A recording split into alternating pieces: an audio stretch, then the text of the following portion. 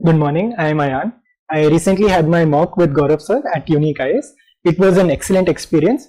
Sir asked very challenging questions and pointed out the mistakes I was making and gave very insightful advice about how to improve and how to prepare.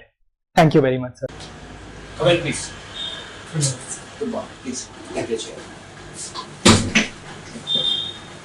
So, Mr. AYAN JAIN, Yes. what is the meaning of the term AYAN? Sir, it means eternal happiness. It also means gift of God. What are the principal policies of, principal theories of your teachings of Mahavir Swami? Any three? Sir, Brahmacharya is one principle, celibacy. Sir, Aparigraha, non-possession, Asteya, Satya. So these are three principles. So, what is the interpretation of the term Brahmacharya if in specific context of Mahavir Swami? And how it is different from the Brahmacharya which what we usually use in a particular sense? So for Sri Mahavir, Brahmacharya was abstinence in the absolute sense, not marrying, not having children. Sir, in the present context, often Brahmacharya is referred to as not having sexual thoughts, not engaging in sexual practices, but marriage is usually allowed these days. So when Mahavir Swami taught about Brahmacharya, so did he mean ki not to marry, or he simply mean it ki you should follow the chastity when you are alone, and even in a married life you should follow the chastity and take the sex as a means of progeny? Sir, I will check once again, sir. I think in his context it was abstaining from marriage itself. Sir. So if in his sense it is maintaining not going for marriages, so how people would have joined his thoughts, how this sect would have been connected? Yes, sir. Jainism is considered a very strict discipline, and because of these reasons, it was difficult to follow his practices in absolute sense or practicing all practices. So Jains were attracted by the other philosophies such as simplicity and ahimsa. There is a particular philosophy of Jainism that is Syadvad. So can you throw light upon the theory of the Syadvad? So Syadvad means that there are multiple dimensions or aspects to any truth. It is not only one truth, but anything, any reality can be seen from multiple perspectives, leading to different interpretations. In India, we find problems between minorities, but in Jainism, we find that problems are the least, and Jains are perhaps the most educated, most wealthy, as far as Human Development Index is concerned, the most HDI. So what are the reasons of the particularly the religious thoughts of Mahavir Swami behind such high status of Jainism?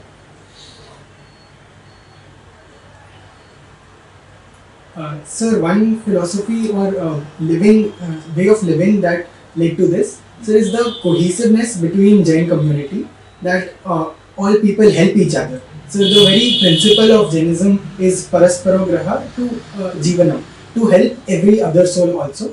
So the community of Jains always try to help each other, whether it is in terms of education or in terms of business. So this led to the entire community becoming relatively well off and prospering, sir.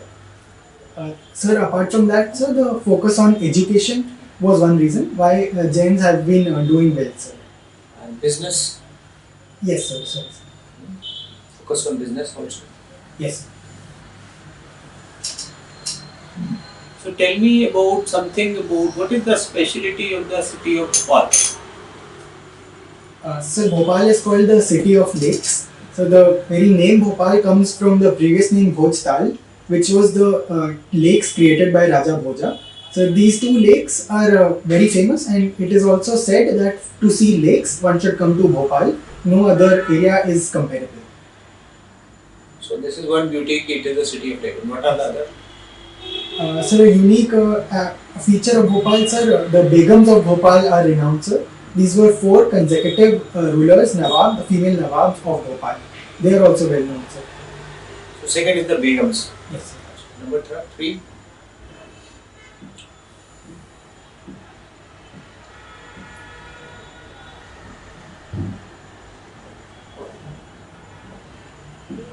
So it is well known for its cosmopolitan culture, which is a mix of all cultures. Rather than having a unique culture identity of its own, it has all components. It can be also thought of as a smaller version of India itself due to its diversity.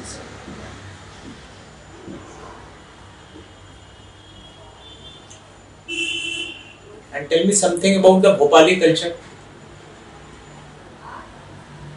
Sir, Bhopali culture is a very friendly culture, I would say. The people are very pleasant and nice, and they tend to help each other very selflessly. Apart from that, sir, Bhopali culture is again not a unique, distinct culture, but an amalgamation of several cultures, and so it represents diversity and a combination of cultures of other states also, sir. There was a saying related with Bhopal, that is Garda, Parda, Jarda and Namarda. What do you think about it? Sorry, sir, I have not cognized. Achha.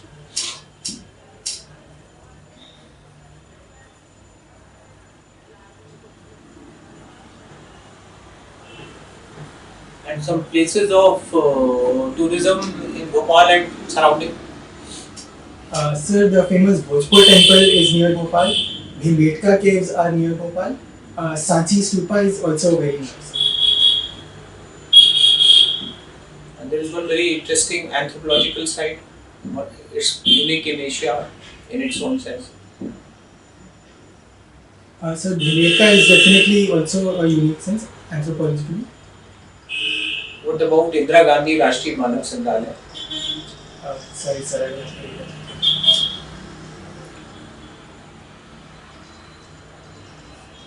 Tell me something about the Begums of Bhopal. Why they were famous? So they were famous because at that time in 1800s when Nawabs were ruling, it was a very patriarchal society and most of the rulers were male. But in Bhopal we saw back-to-back 4 female rulers who spanned, sir, I might be wrong, but I think almost 70 years, which is a very unique feature, sir. And they were very powerful rulers, had a major impact on the culture and governance of Bhopal. There was a Begum of Bhopal who constructed a site with the name with the site Taj Mahal. Have you heard about the Taj Mahal of Bhopal? Sir, I have heard about Taj Mahal Palace, sir. In Bhopal, have you heard about Taj Mahal? Sir, I will have to check. Yeah.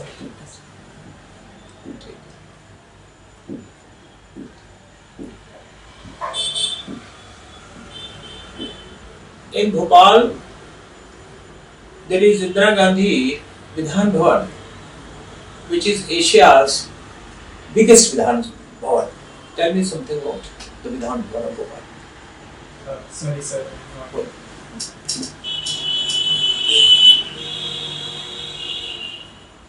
Have you visited Sanchi and Bhimbetka?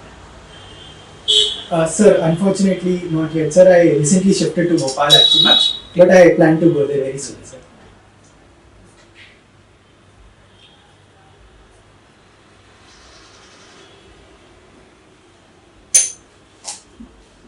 I have been to Bhojpur temple, sir. Whenever you visit to Sanchi, you should also visit to the Udaipur and the Khambaba, that is pillar of Herodotus. And one day you cover that. Thank We'll you. come in the later part. Yes. Tell me something about the Napier town you have mentioned in your address. How the term derived Napier? Sir, Charles James Napier was an officer in the British Army during the British rule in India. He is well known for the Battle of Miani in Sindh, and he was later made the governor of Sindh. Sir, due to Jabalpur being a strong army center, this locality was named after Charles James Napier. Can you quote his famous statement before conquering of the Sindh? Sir, I am unable to recall exact, but it was about how it was a mistake but a necessary one. Okay. Pikavi. Sorry, sir. Pikavi. We have no right to seize Sindh, but we will do it. It will be a useful piece of human rascality. Pikavi means Toba Toba.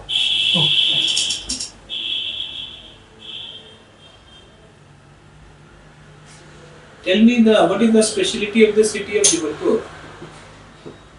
Sir, Jabalpur is famous for the tourist spot Bedha Ghat and Marble Rocks. Dhuandhar Falls are also there, sir. From military point of view, sir, Jabalpur has ordnance factories. Not carriage factory, ordnance factories. Yes, sir. So what is Bedha Ghat and what is Dhuandhar? Sir, Bedha Ghat is the marble type rocks. So it is an area where the cliffs appear like marble, sir, due to their protruding and the way they appear. So similarly, Dhuandhar is a waterfall. The water is flows at such a rate and it is so white in color that it appears to be smoky. So sir, the word Dhua comes from there. So Dhuandhar, as you rightly said, derived its name because of the smoky fog Yes. kind of thing. And how the term Bheda Ghat derived? Sir, I'm not entirely sure. Could I take a guess? Sir, I think it might be related to Bhedis going there, and it is a ghat, sir. There might be different stories. One story is that here there is a bhilant of the river, that is mixing of the water of the river. This is number one. Number two, Rishi Bhragu had done the meditation here. So because of the Bhragu, the term Bheda might have derived. So basically, two theories.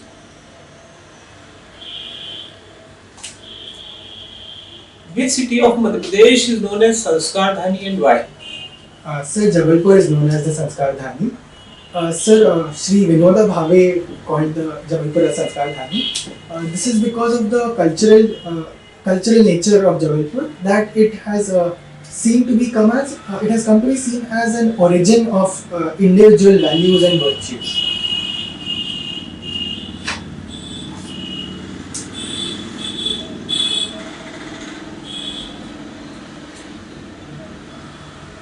Have you ever heard about Colonel Sleeman, Major Sleeman? Yes, sir. How he is related with Jabalpur or some adjacent area of Jabalpur?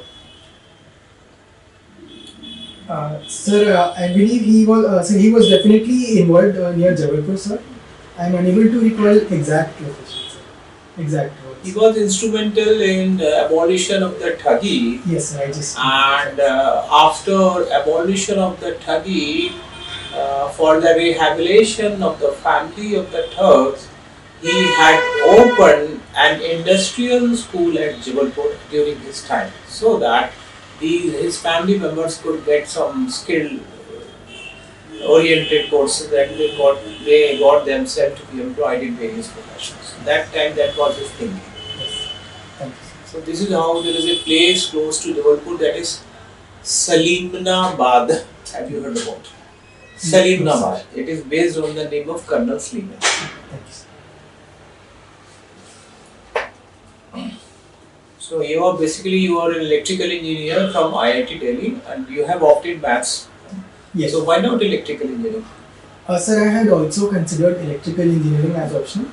Sir, it was an objective decision based on the marking pattern of last few years. I felt that maths would lead to a higher score, sir. Okay.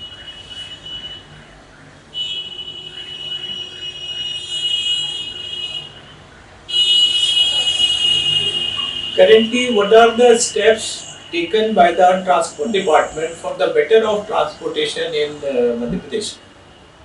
If you have some idea Yes. during the conversation with your father. Sir, one system is the faceless filing of a driver's license, sir. It can be filed online. Sir, the entire process has been digitized. So, sir, people do not have to come to the regional transport offices for any files or any applications. It can all be done online. Sir, Vision Zero was launched to ensure there are zero accidents on roads because of road accidents rising. Sir, there was the concept of Golden Hour, which is a well-known principle. Golden Golden Hour, sir. hour. Yes, sir. What is that? Sir, Golden Hour refers to the 1 hour immediately after an accident, on a road accident, in which if the victim is taken to hospital, they have maximum chance of surviving, sir. So this was emphasized, sir. Sir, vehicle checking for pollution also is being very well enforced, sir. And Chalan through camera, not Yes. a violation. That's a good step. Yes.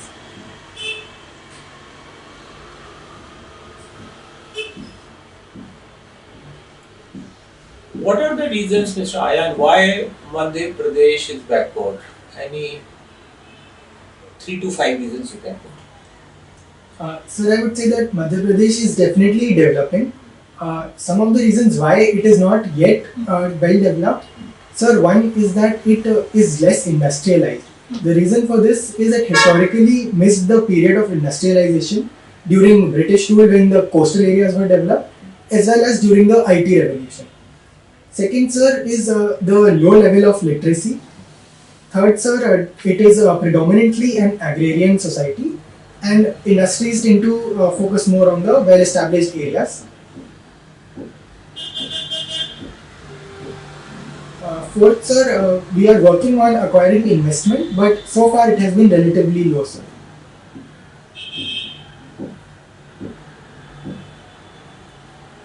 Being a large amount of MP being the tribal one to 19 to 20%. So their way of living, their economic way of doing the things that is quite different from what in Yes. the modern sense. So that is one reason. Yes, thank you, sir. Another reason is, in MP, obviously the tribal area is the largest forest area. So we provide more oxygen to our country. Yes. So in that way, we are working good. MP is doing good, but in some economic sense, obviously, when we have forests, so we can't use them in the modern sense Yes. for development. Another reason is that MP is basically not touched to any port. Yes. If either on the western or on the eastern side. So if some area, if it touches to the coast, so the chances of prosperity is better. Yes. And apart from that, there is some governance issue who could not look in proper time for the development of industrialization, IT sector. So that needs to be promoted. But I'm happy you started it with a good note that MP is developing. I appreciate the question.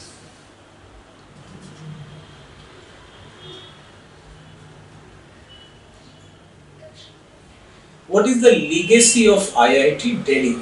That means what specific legacy of IIT Delhi in comparison with other IITs?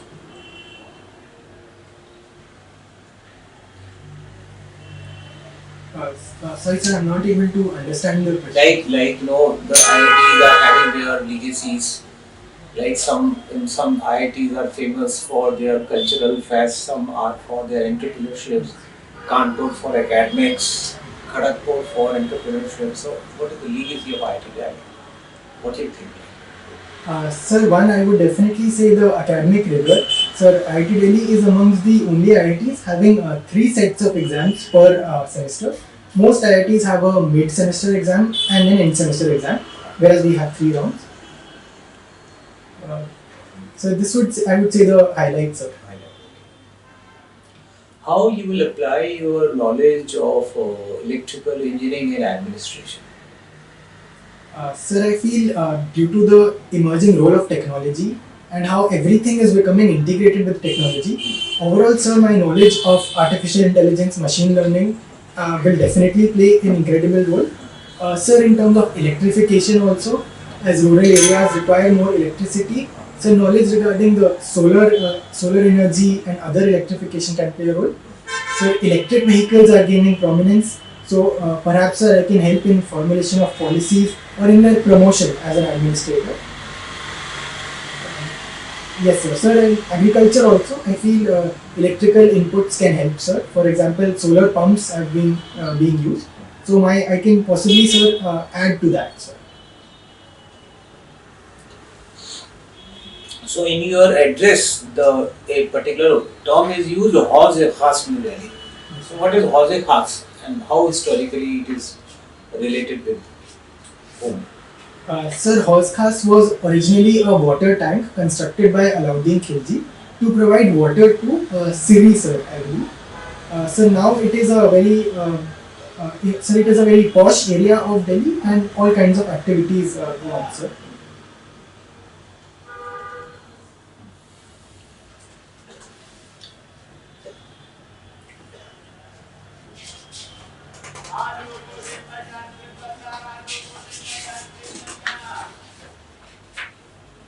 you have any role models?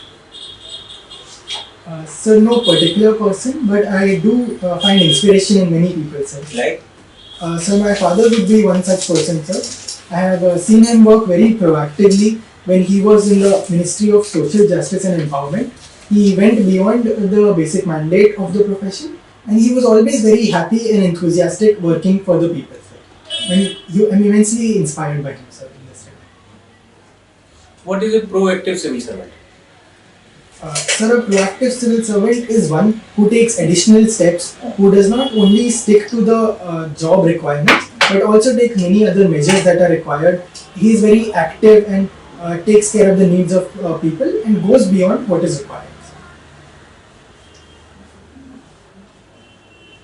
Do you think a civil servant should be an instrument of change? But in current scenario, if they are more proactive, they become victimization of change, victimization of transfers. Yes, definitely, sir. I believe that because of the slightly rigid nature of rules and procedures, sometimes being proactive or innovative can have unintended consequences. This might also be due to miscommunication and misinterpretation. Sir, perhaps allowing some flexibility in the rules will lead to a win-win situation, sir, in this way. Supposingly you are selected and you are the secretary of your department, and there is a political minister of your department, and if he pressurizes you to do something which you know is not as per law, so how you will handle such a situation? Sir, if I have verified that it is definitely not correct as per law, I would try to convince the minister that this is an unethical task and it would also have consequences not only for society but also for the minister's own career, because in this era nothing goes hidden, everything does come out, and the public will be angry and there will be repercussions, sir. If the minister still insists, sir, I will stay adamant, sir. I will report to my seniors and I would not follow the minister's orders if it is illegal, sir. But Mr. Ayan, it is rightly said that minister is a bridge between the emotions of the public and the brain which is carried by the civil servant. So don't you think whatever he is saying that he might have behind the force of the emotions of the public who had elected him? Yes, definitely, sir. The ministers and political leaders, being representatives of the people in a democracy, definitely they represent the democratic will. Sir, very sorry, I missed one aspect, sir, that perhaps the minister's request can be against the law simply because the law is obsolete, sir. Perhaps changing the law might lead to the much better situation in every regard, sir. And if after consulting it by men serious, if we find there may be some additions, amendments in the law, so as a teamwork we can go with the ministers to suitably amend it if it is in the welfare of the larger sections of the society. Yes.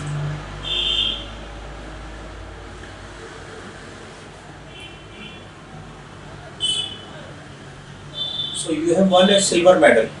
Yes, sir. The silver medal is for which kind of achievement? Sir, this is for academic achievement. Yes.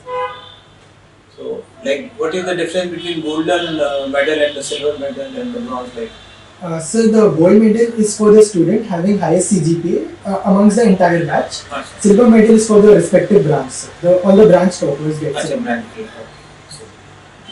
So, what was your CGPA? Sir, 9.865. And you were an NTSC scholar. Yes, sir. That's a good thing. And you got Aditya Birla scholarship and OP Jindal scholarships. Yes. In IIT, your rank was very handsome, 32. Yes. So, in this rank, you could have got IIT Bombay. Then why did you choose the IIT Delhi? So this was actually my JEE main rank, sir. Okay. Whereas IIT selections are through JEE advanced. Acha. Okay, this is your JEE mains rank. Yes. What was your rank in IIT advanced? Sir, it was 237. 237. Okay. So that was the best option. Yes, sir. And you were interested in chess. Yes, sir. So how the habit of chess adds to your personality? Sir, first and foremost, I would say it teaches me focus and patience, sir, which is important in every area of life. Sir, secondly, sir, and more importantly, it teaches me, sir, structured thinking and calculative thinking, not only keeping in mind the present realities, but also the future possible situations, sir. Because in chess, we have to think of opponents' counter moves also. Similarly, in life, sir, many other situations may arise. We have to account for all of them, sir. Dynamic strategy. Yes. And what is this Budge House? Sir, bug house is a variant of chess, sir. Okay. Yes. Achha, this is a variant of a chess. Yes, sir. Achha, how it is different from chess? Sir, bug house chess is a 2 versus 2 player chess, which is played in teams, sir. Okay. And sir, if I capture my opponent's piece, I can give it to my partner. He can use it on his board as additional piece. Okay. So have you gone through today's newspaper? Sir, I haven't been able to Achha, read it. yesterday's? Yes, sir. What was the news? Some national news of importance.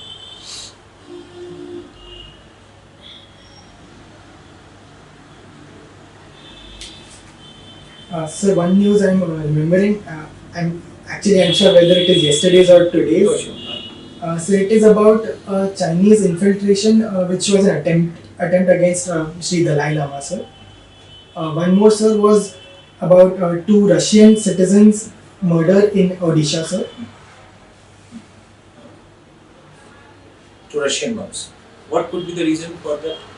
They were assassinated or they were buried without proper reporting and all? What was the news actually? Sir, I believe investigation is still going on, sir. I will recheck, sir. You will check. In current scenario, how you find the relations between India and Pakistan? Sir, the relations have been a bit strained due to the certain policies and approaches adopted by Pakistan. Sir, India has definitely tried in many occasions to extend peace and to ensure that the entire South Asia becomes a harmonious place. Sir, Pakistan sometimes it still has animosity against India due to issues such as over the issue of Kashmir. And sir, it is alleged that Pakistan uses state-sponsored terrorism against India. So it is a security threat for us, sir, for which we have to always be ready. So, sir, the policy of India is very good, sir, to ensure security at all times, to never let down our guard, but to also try to approach them and to improve relations.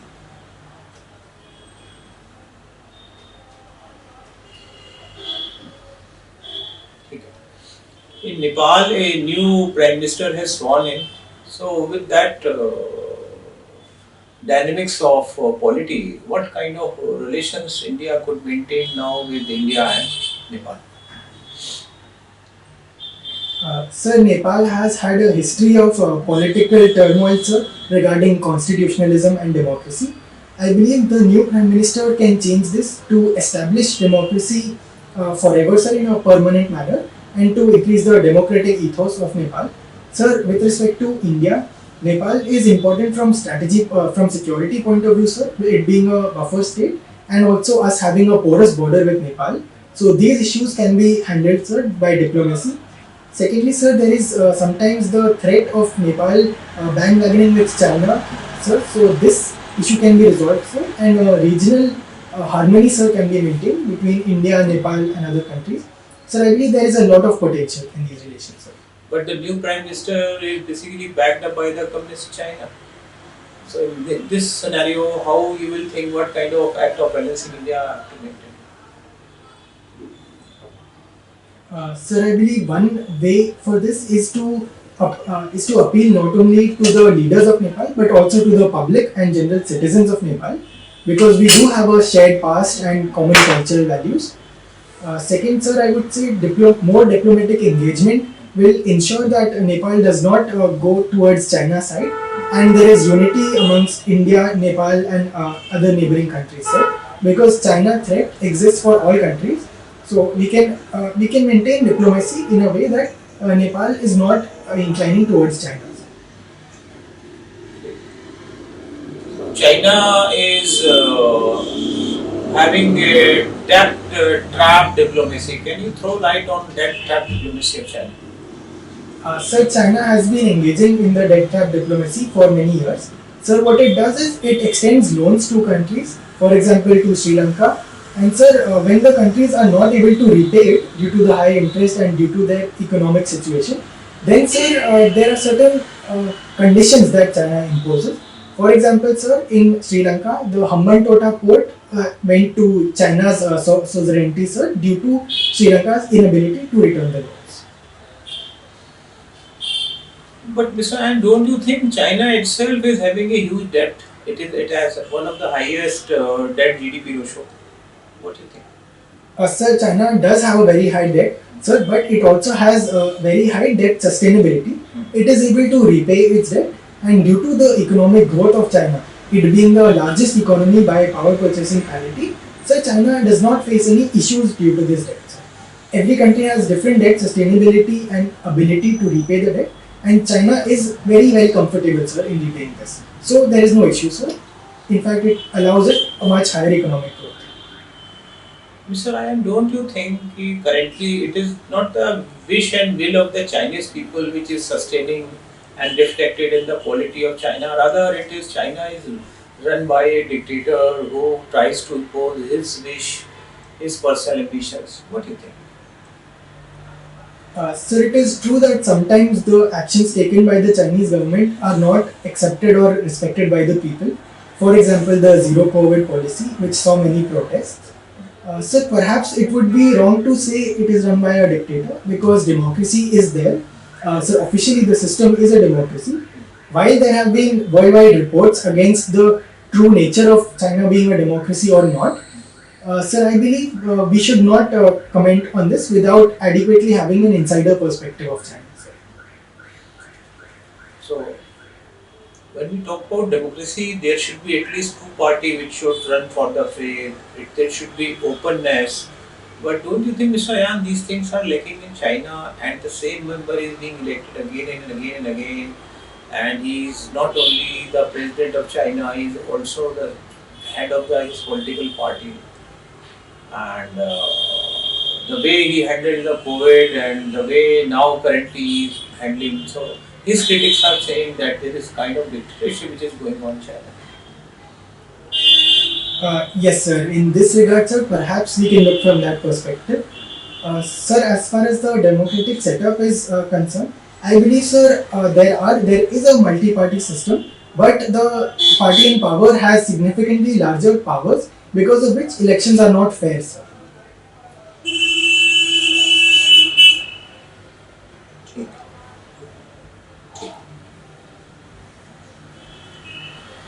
What are the any three major policies of the current NDA government to promote the entrepreneurship skills in your country, in our country? Sir, one I would say is the Startup India scheme. Second, sir, I would say to boost innovation from school levels itself, the Atal Innovation Mission has been launched. Third, sir, I believe there are tax concessions for startups, sir. They do not have to pay tax for 3 years, if I am correct, sir.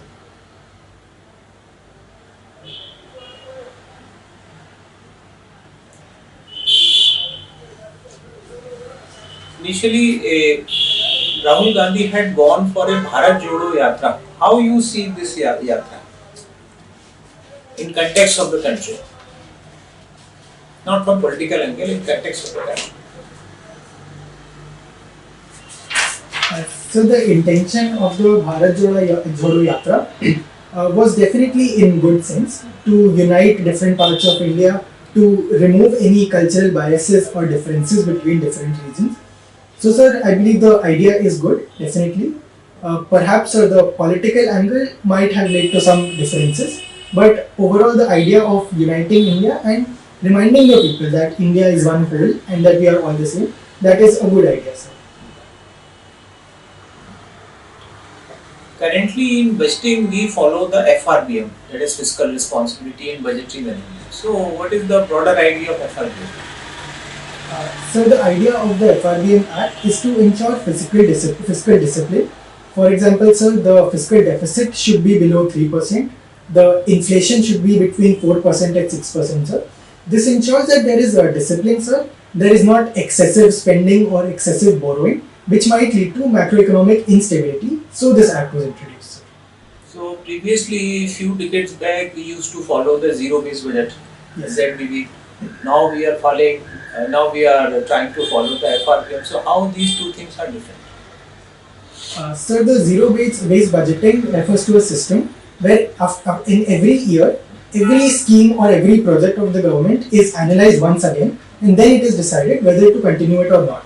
FRBM Act, sir, deals with the macroeconomic parameters such as fiscal deficit and inflation and the targets that the government has to ensure. Mr. Ayan, how actually government goes for fiscal deficit? That means how it goes for public borrowing? What are the instruments for that? Sir, public borrowing can be domestic as well as international. So it can borrow from people, so it can borrow from private firms. Internationally, it can borrow from other countries or also from multilateral institutions like IMF, sir.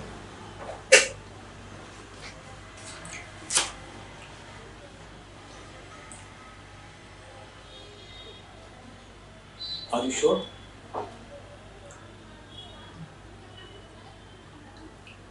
Sir, I will check once. In which case IMF borrowing is done by any country? Sorry, sir. IMF borrowing is done in the case of a balance of payments crisis, sir, not in the usual circumstances. So coming to the original question, what are the instruments of fiscal deficit? Sir, bonds and bills are one way. Sir, it can be international green bonds are a new method, or from people also, sir, through sale and purchase of government securities. Are you sure? Sorry, sir, I will revise on this concept. Normally, Mr. Ayan, whatever fiscal borrowing is there, that is for 1 year. So those instruments are used which are for 1 year, like the treasury bills. Yes. And bond is usually for 5 or 7 years. So they are not a part of the fiscal deficit in the budgetary aspect. Thank you, sir. They are part of public debt, Yes. not a part of fiscal deficit. Understood. Mr. Ayan, in budget, they say revenue deficit, they say fiscal deficit, and sometimes the term deficit financing is also used. So how deficit financing is different from fiscal deficit? Such fiscal deficit is directly the borrowings which we do to cover up the deficit. So deficit financing is done through not only borrowing but also through means like disinvestment, sir, and it can also be done by printing money, sir. Sir, I will revisit the concept once, sir. I'm being confused, sorry.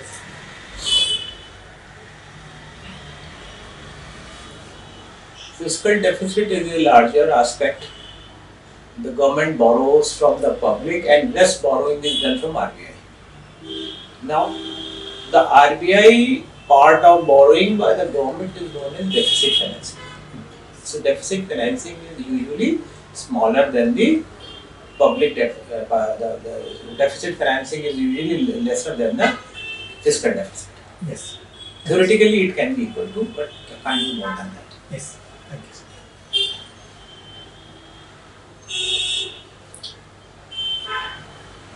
So, because being a technologist, do you think there are certain ways to give a boost to the progress of Madhya Pradesh? So, tell me any 5 suggestions how there can be a better, robust growth in Madhya Pradesh.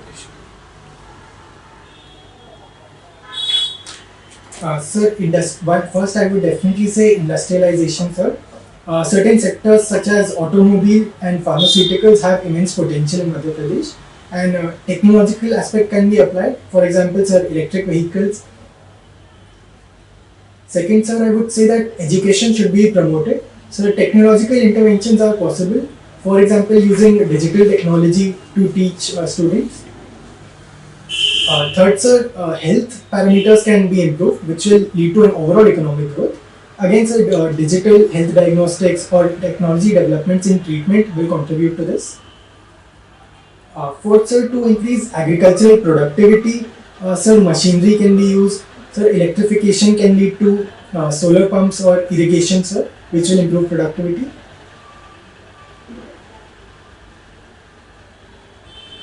Uh, Fifth, sir, perhaps we can harness technology like artificial intelligence and machine learning to understand the patterns of economy and to optimize our economic growth model, sir.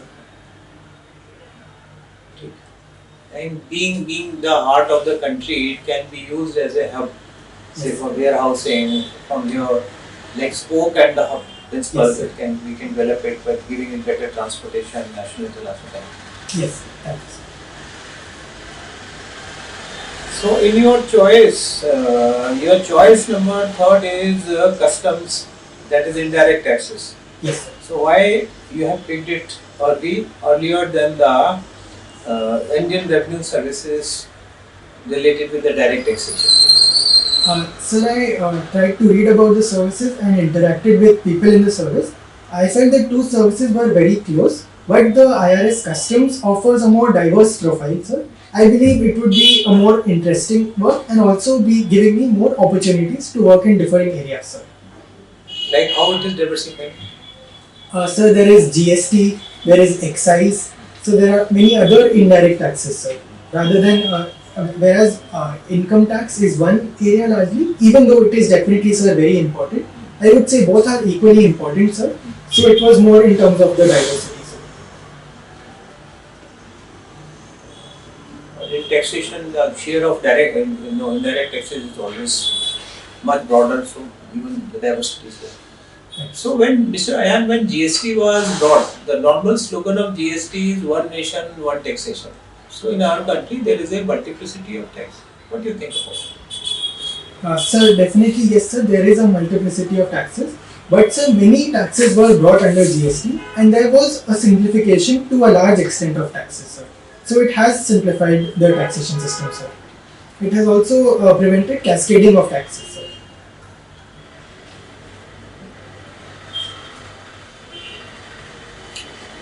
Tell me something about now come to the history portion. You have studied the history.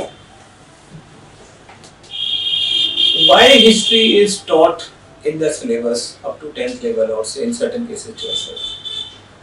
What is the utility of teaching it to our students? Sir, one, I would say that understanding our own past, our own culture and heritage is a very important learning experience. Sir, second, I would say it leads to improving the nationalist sentiment, sir. Reading about our history, our freedom struggle builds a sense of patriotism, sir, and unity also. Because, sir, people from different backgrounds, different interests, they all realize the feeling of a shared past, a shared heritage. Third, sir, we also get to learn a lot from history. So, for example, the various methods through which the freedom struggle was organized, how non-violence was used, how people mobilized their ideas. So, all of these present history as a very important subject to study, sir. So, Mr. Ayan, what is the difference of strategy between the two movements? I would like to ask, the non-cooperation movement and the civil disobedience movement. As you few minutes back you mentioned about the strategies. Yes. So, what is the basic difference in the strategy? Sir, the civil disobedience movement was a more aggressive movement. In non-cooperation movement, sir, the basic idea was to not cooperate with the British, to not comply with their orders. In civil disobedience movement, sir, a more firm stand was taken. People resigned from services, people boycotted the services, and sir, there were attempts to, sir, to throw the British completely, sir. Have you heard it? I mean, have you studied it? Sir, I will revisit, sir. Very sorry, sir.